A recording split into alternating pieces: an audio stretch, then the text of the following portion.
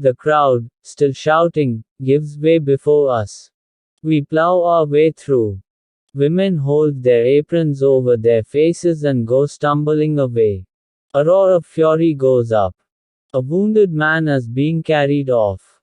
We want to live at any price, so we cannot burden ourselves with feelings which, though they might be ornamental enough in peacetime, would be out of place here. The later it gets, the more disturbed the city becomes. I go with Albert through the streets. Men are standing in groups at every corner. Rumors are flying. It is said that the military have already fired on a procession of demonstrating workers. Any non-commissioned officer is more of an enemy to a recruit, any schoolmaster to a pupil, than they are if they were free.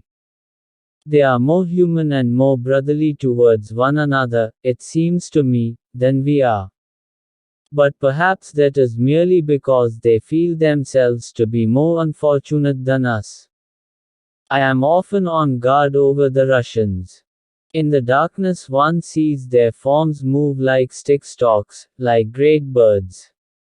They come close up to the wire fence and lean their faces against it.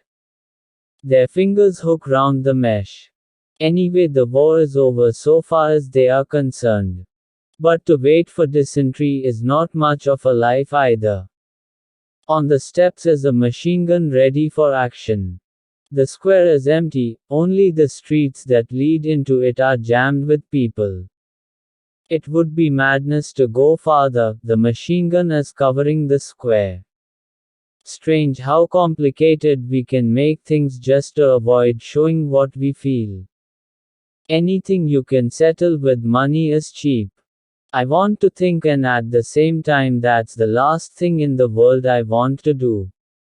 We have our dreams because without them we could not bear the truth. It's only terrible to have nothing to wait for. Life did not intend to make us perfect. Whoever is perfect belongs in a museum.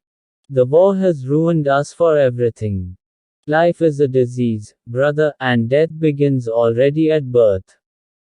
Every breath, every heartbeat, is a moment of dying, a little shove toward the end.